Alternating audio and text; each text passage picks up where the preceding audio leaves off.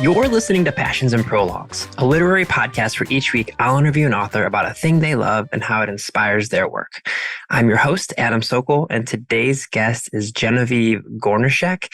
I met Genevieve when her first book, The Witch's Heart, came out and became a New York Times bestseller. It's an incredible story about a little-known aspect of Viking mythology and Norse mythology that I had never heard of, and it became one of my favorite books of the year that it came out. She has a new book out called The Weaver and the Witch Queen, where she's once again found a really interesting piece of Viking age history and turned it into an incredible novel. So that may not surprise you when I tell you that her passion is all about the Viking age, but I'm going to let her talk about exactly what aspects of the Viking age her deep passion is for. It's such an interesting conversation. It's so much fun. It was so great to catch up with Genevieve. She also might be the person who is closest to me geographically. We once again realized when we were discussing this particular book that we live like 20 minutes away from each other, which was very, very fun. Nothing like doing a Zoom meeting with someone who you definitely could have just gone to see in person, but that's another story for another time. Love this conversation. I'm so excited for The Weaver and the Witch Queen. And before I get into talking, before I get into letting you guys take a listen to that conversation, I want to give you another book recommendation, and then also just get into some quick emails that I got that I really, really loved. So my book recommendation is Warrior of the Wild by Tricia Levenseller. Doing a little theme here.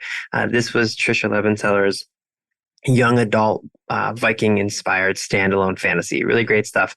It is the story of an 18-year-old daughter of the chief of a particular tribe who has to find a way to kill the oppressive deity that has basically ravaged their homeland for years and years and years if she ever wants to return to their village.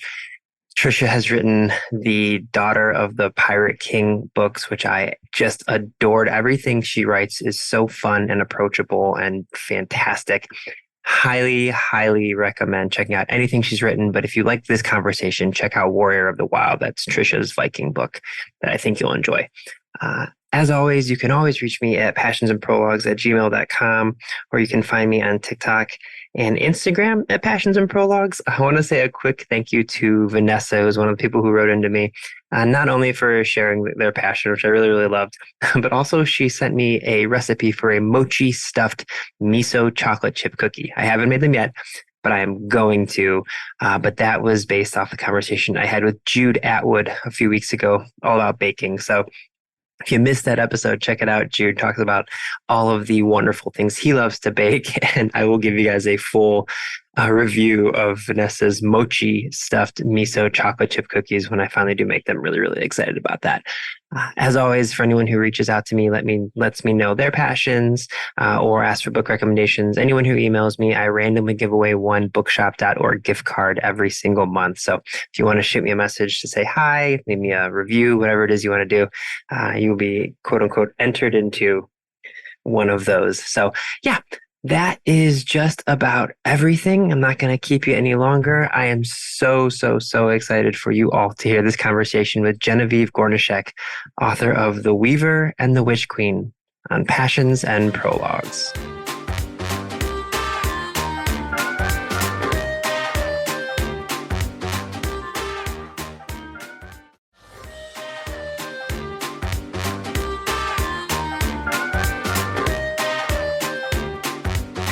Okay, Genevieve, what is something you are super passionate about that we're going to be discussing today? So I have been doing Viking Age living history for the past almost 9 years. And that is something that, with the season kind of ramping up, that is something that I would love to talk about today.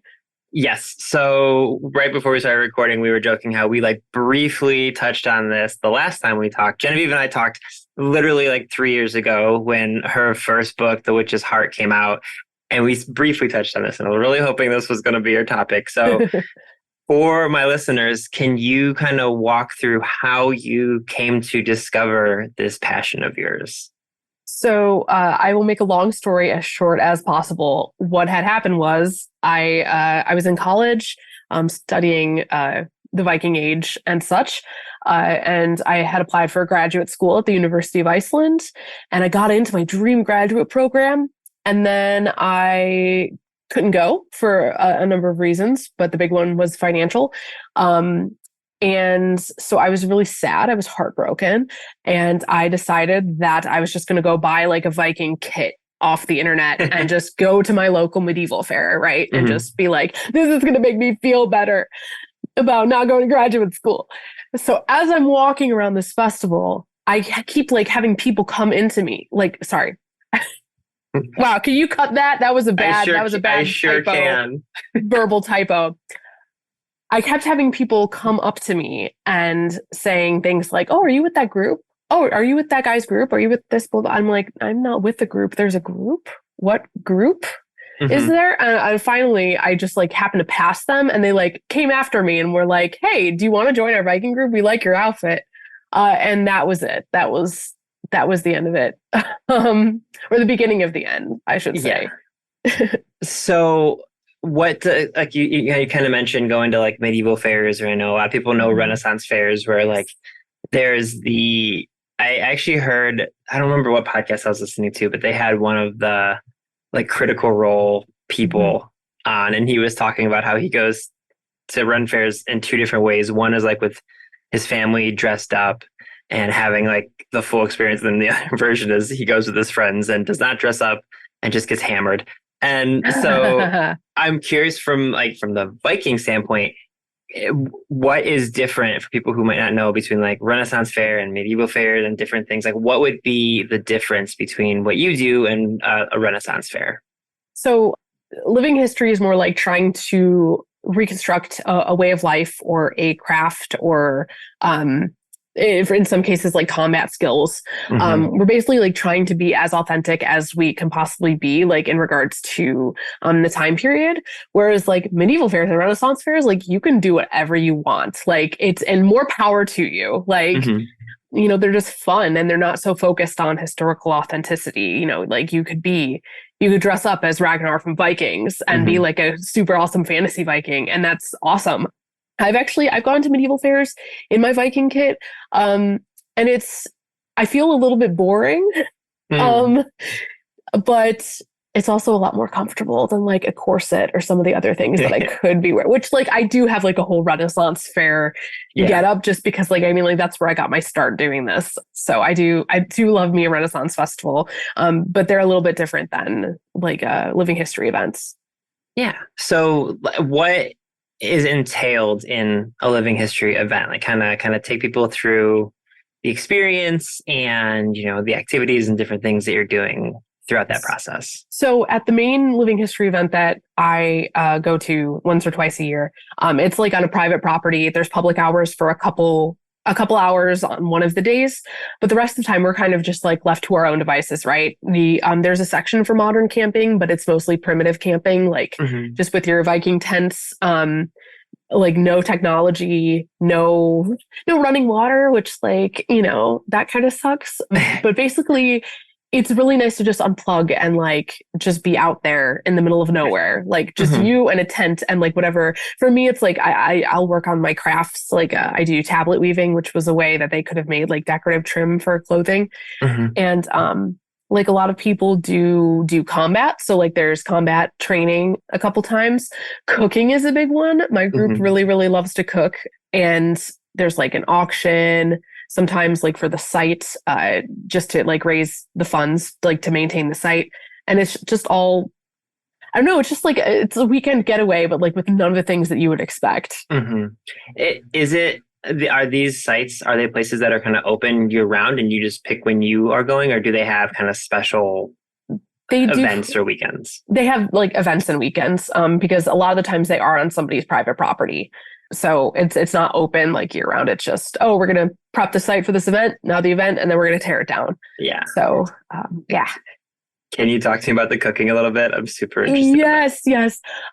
So we cook over fires, like just in cauldrons, like exactly how you would expect. Stew that has been cooking over a campfire for like hours, and you keep having to add water because the water cooks out. It's like, it's the best. And I had never been like regular camping before I started doing Viking reenactment. Like I'm kind of like waffling between saying reenactment and living history. Like for some people they're interchangeable, but reenactment is more like, I say reenactment because it's like it's shorter and it's Hmm. easier. Reenactment is more like Civil War, World War II reenactment, where you're actually like reenacting like a specific thing and not just Yeah. kind of like living in the moment, vibing as like, dressed in flax linen and like stirring a cauldron over a campfire. Something I'm super interested in is, like you said, and I know this from our previous conversations, but like the kind of like Viking era and like that history you have studied. Like you said, you were trying to go to a graduate school for these types of things. There's a difference between people though who like are historians of something versus like you're literally, you want to go and kind of have these lived experiences. So for you, what do you like get out of, sounds reductive, but like what is it that keeps you kind of going back to these experiences beyond just having a fascination with that historical time period? Honestly, not only is it kind of like fodder for writing, but like it's nice to get those like hands-on experiences like that I'm writing about. And as well as the people, honestly. Like I have found like this amazing community of humans who also like to, dress in flax linen and go live off the grid for 4 days in a tent, Mm. um, with no running water. But yeah, like I came into this hobby with like a lot of background on like the myths and legends and the culture. But Mhm. as far as like material culture and like hands-on experience, I had a lot to learn. And the fact that I keep learning. There's Yeah. so many knowledgeable people in this hobby too that it's just great to just like sit around a campfire and just be like, let's talk about the most recent archaeological find at this site. And like, I have friends who are like potters who replicate like historically accurate, like Yeah. stuff, and people who do blacksmithing and weaving and all kinds of stuff. It's just an amazing community of very talented, very passionate people. That's amazing. Are there things maybe you weren't expecting to learn that you have learned throughout this process? Because like you said, obviously going to these experiences, you probably did expect to learn, like you said, like the pottery or the cooking or things, but have there been like unexpected discoveries that you've come across? Yeah, I feel like I learn something new every time, either from like somebody else or just doing things myself. Uh, One of the biggest things I learned actually helped me with the Witch's Heart, which is that if you like Google Viking women, you'll get pictures of like women in the like the tortoise brooches and like the Yeah. beads and like all decked out.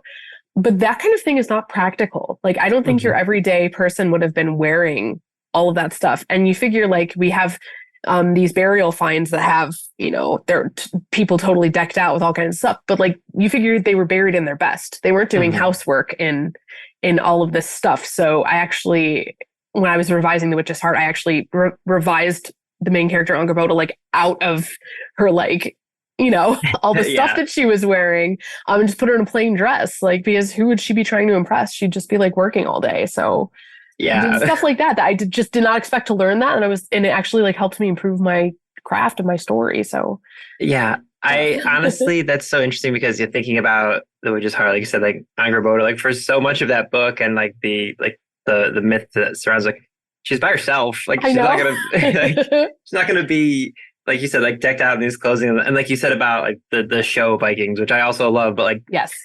if that, to say that their braids and their hair probably aren't historically accurate, it'd be an understatement. Like it's so elaborate what they have. It's like they're not going to take time to do all that when they have all of this other stuff they actually have to get done. Right. Like if you were like a fancy queen and had like handmaidens to do your hair, maybe. Yeah. I mean, they were super well groomed. Combs are a very, very common grave find, but like, yeah, the time it would take to do those braids and stuff. Like if you were just a working person, like it was ponytail and then done. I, Yeah, I do love, like, what I love watching Vikings and seeing like the perfect like undershave and like perfect braid for right. every, and I'm like, so in between these two scenes, who did this hair for you? Like Right. when did this happen? Right. Yeah. Yep. 100%. So you kind of mentioned, this is sort of like fodder for your writing. So I guess obviously the stories you write, and we'll get to the new book in just a second, but obviously those are based on like, Norse mythology and like Viking history and things. But beyond just like the clothing and aspects like that, what are some other things you've taken away from these experiences that you have folded into your writing? honestly, like a lot of it, like the camaraderie among the people who fight, because combat is not my specialty. Like I did my Hmm. best with the fight scenes in the new book, but like I don't know, just like getting to know the people and how like they act towards each other and like the respect. And I know that like you get like a lot of like broy like skull brother like guys who love Vikings, but like I know I've met so many like genuinely good dudes through this hobby, and like I was able to be like, yeah, that is what I want my people acting like. Just like, Yeah. granted, granted, the Vikings, the ones who went to a Viking, I should say, went raiding, did some pretty terrible things. So that was also an interesting balance. Like, the guys I know aren't going out and killing everybody and killing, like, taking their stuff. So, like, how do I balance, like, okay, we want to make these guys likable, but they also kill people and take their stuff? So that was, sorry, I don't think I actually answered your question. I'm sorry. No, no, no, that's okay. I have one last question before we get into The Weaver and the Witch Queen, your new book, but I guess like to go all the way back, what was it that you first found this love of like the Viking age and that specific history? Like, do you remember, obviously you've been studying it for such a long time now, but like, do you remember what it was that first kind of caught your attention about these people and this time period and all of this history? Yes, I took an Old Norse language class in January 2011. I had just gotten back from studying abroad in Sweden on a scholarship because this was during the recession. And so I came back actually early because I couldn't afford to live over there anymore. So my scholarship ran out. And I was like, oh man, I'm going to do a Scandinavian studies minor because I just got back from Sweden, right? So the first class that was available was the Old Norse language. And that class like literally changed my life. The first thing we translated was the short passage of Loki giving birth to a horse. Um, Hmm. and I just had this moment where I was like, gosh, this is weird. I love it. Like I'm Hmm. in. And then the rest was history. Like I had read the Norse myths as a kid, but like I forgot how Hmm. weird they were and how fun and how sometimes terrible. But it was honestly, I credit that class and that professor with why I'm like this. Yeah, I will say for people who have not read actual Norse myths and like the what you know is either from like Marvel or stuff like that, like it is akin to Disney, like Disney fairy tales versus real fairy tales. Like Yeah. the Norse myths are so weird and so Yes. fantastical and so like dark and Yes. strange. They're Yeah, they are brutal. amazing. Yeah. So along those lines, speaking of Norse myths, can you kind of give an introduction to your new book and maybe a little bit about like where the story is based from in history? Yes. So my new book is called The Weaver and the Witch Queen. It releases July 25th, and it's an origin story for Gunhild, Mother of Kings, who was the wife of the second king of Norway, Eric Bloodaxe. And Gunhild is just like a fascinating character in the sagas. And when I say the sagas, I mean they're kind of written to be more histories rather than myths, but they're still at their heart historical fan fictions. The Icelandic sagas, in particular, which like I relied pretty heavily on one of them, along with this compilation of king sagas called Heimskringla by Snorri Sturluson. But the Icelandic sagas themselves are like anonymous, and they tell the stories of Icelanders settling Iceland in the Viking Age, or I should say Norwegians settling Iceland and then becoming Yeah. Icelanders, and like the generations of families. And you have like real life stuff, like farmers fighting over like cattle or sheep grazing, not cattle, sheep grazing rights, like suing each other at the all thing, like and all kinds of that stuff. You also have like hauntings and zombies and ghosts and all these like fantastical things happening. So some of the more realistic ones are really, they fool you into thinking that they're history because they sound like it. Yeah. But then you see the other ones literally have like a ghost seal poking its head through the floor and all kinds of just weird, crazy stuff. So that was my basis for Gunhild's story. And as you could probably imagine, it was all too easy to make it into a historical fantasy from there. Yeah. So what was it, having such a breadth of knowledge about, all of these stories and myths? What was it about this particular story? Like we talked with the first book coming out about Angrboda and like how it was sort of like a person who there wasn't much told about, and like it was such a fascinating character, but there was so little about her.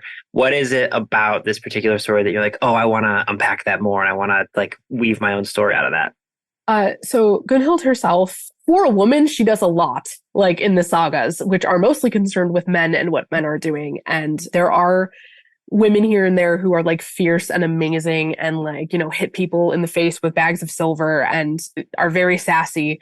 And Gunhild is kind of like, she's a little bit vilified. She's usually the opponent in all but I think one of the sagas. She's kind of like the opponent of whatever our Icelandic protagonist is this time. And I just thought, you know what she needs? She needs a best friend. And so I gave her two. And, these sagas, they do not pass the so-called test of like the Bechdel test, I think. Bechdel test, yeah. I know that's not like, I don't know. I know people have opinions on it, but like we never see like two women in the sagas talking to each other about something other than men. Actually, I don't think at all that I can remember. So really, I just wanted to like tell the side of the story that we don't get in the sagas. And like I said, give Gunhild some friends and like, give her kind of like, she comes off as being like very vindictive and like needlessly like, I don't know what the word I'm looking for. I guess vindictive is the word. Like she's very proud. She's very petty. And I hope that people who are familiar with the source material will read The Weaver and the Witch Queen and be like, that she definitely grows up to be that person that I've read about in the other stories. Do you, like, you mentioned kind of like adding in new characters and these different things, and do you, I guess, how close do you want to keep yourself to the original source material and things like this? Because obviously, like you said, it's based off of a myth anyway, but like how much do you want to, like, how much do you allow yourself to kind of take liberties and, like you said, like adding characters and things like that? That is something that I've always struggled with because I am such a stickler for like, gotta keep to the story. But so I really went out of my comfort zone here and did a lot of stuff. So like, unlike with The Witch's Heart, where I was like, this could plausibly be happening in the background. In The Weaver and the Witch Queen, I was kind of like, yeah, I fudged some stuff, but it's no less, I will say it is no less than the saga authors do. Because one of the sagas that I used as my source for Weaver, which was Ale Saga, it literally like puts the protagonists at places that they could not possibly be at times that they could not possibly have been there. Like they have like a really famous battle happening during like one character's lifetime when it really like didn't happen until like I think like 20 years later or something. Yeah. Because the author really wanted this character to die at this battle, but that battle hadn't happened yet. So I don't go that far. Like I still like to have some continuity. Especially like with the sources conflicting all the time, I kind of had to pick and choose like which ones I was actually going to use as my basis. But yeah, I guess I had to sit there and think like, what would serve the story? And could I like fit it within like a reasonable amount of like suspension of disbelief when it comes to like how it will conflict with my sources that I'm using? Well, and then also I have to imagine like you said, from the sources you're using and like having that be a jumping off point and a play, like sort of like a skeleton of the story. I imagine you still do want to come up with like your own like plot twists and endings and things like that, so that it's not like you don't want it to be like formulaic. You want it to be your wholly original story. Right. And I don't want to rewrite the saga like beat for beat, Yeah, so, exactly. Yeah. So I am curious, and maybe this doesn't happen at all, but the people that you go and do kind of like the, like the historical living and the reenactments and like everything, do they know that you are writing about these things as a living now? Oh, yes. They all are aware. And I think that they are very proud. Like I've gotten some really good like connections and feedback when I do meet up with my friends at these events, especially now that I'm back in Ohio and I'm seeing people for the first time since the book came out, right? Yeah. And they're like, oh my God, your book. I have one of my friends is like, he's like listening to the audiobook for the third time. I'm like, what? What? That's amazing. My words? And I've had a friend or two in reenactment read an arc of Weaver.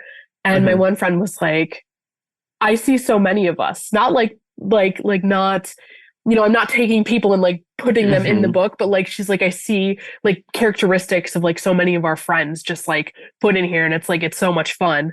So yeah. That has to be so amazing. That has to be such a cool, like, to have your like tribe or found family, Right. whatever you want to, Yes. whatever you call your friends, like to have these people and to have them be that excited and like see it and things like that. Like I just, that makes me so happy. And I remember talking before the first book came out, and it was literally like when we did our interview, it was like months before, and and we for were people on lockdown.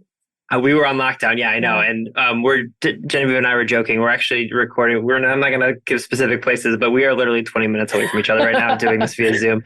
But I remember, I don't know. I just remember you talking about it and just being like, yeah, I hope it finds an audience. And like Genevieve's being very modest. It was a national bestseller. Like it's an incredible book. Thank you.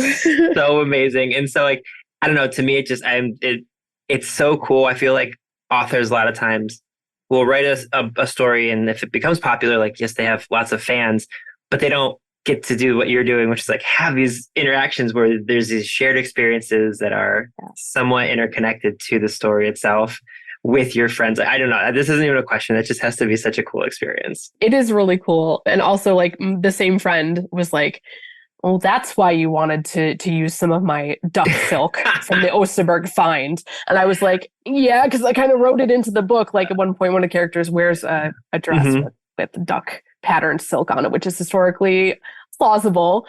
But yeah, she was very amused by that. And yeah, it's been a lot of fun. Weaver, though, I will say, it's more of like an adventure. There's a lot more stuff happening in it, whereas like The Witch's Heart is a woman sitting in a cave for most of the book.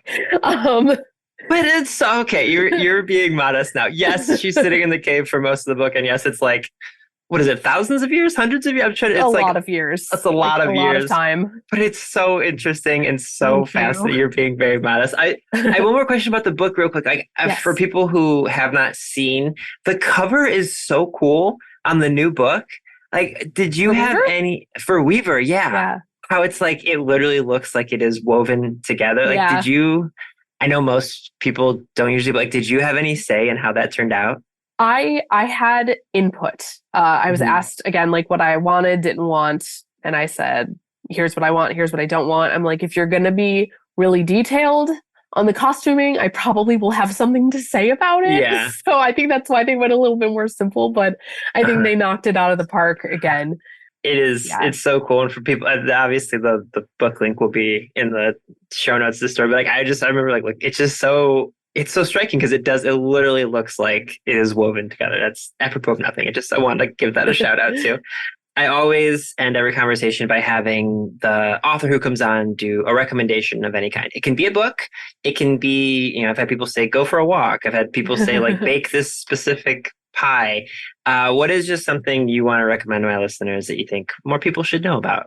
I will never shut up about Dark Water Daughter by H.M. Long. It is a book coming out, I think, July 11th, so a couple weeks before Weaver. It is a flintlock fantasy, a pirate adventure.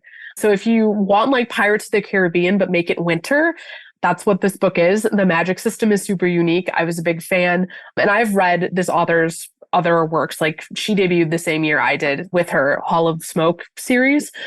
This is part of a different series, and it is phenomenal. And I can't wait to buy the audiobook because I read an arc, but I'm going to listen to the audiobook because I really like the narrators.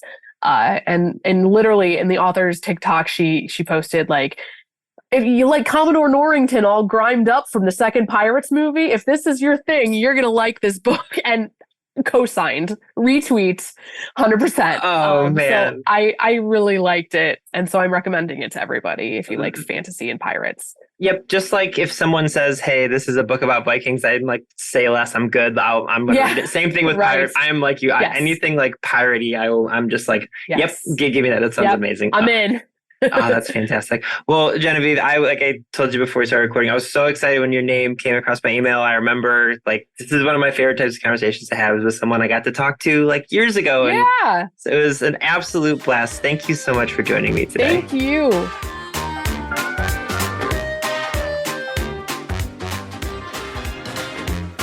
Passions and Prologues is proud to be an evergreen podcast and was created by Adam Sokol. It was produced by Adam Sokol and Sean Rule Hoffman. And if you are interested in this podcast and any other evergreen podcast, you can go to evergreenpodcast.com to discover all the different stories we have to tell.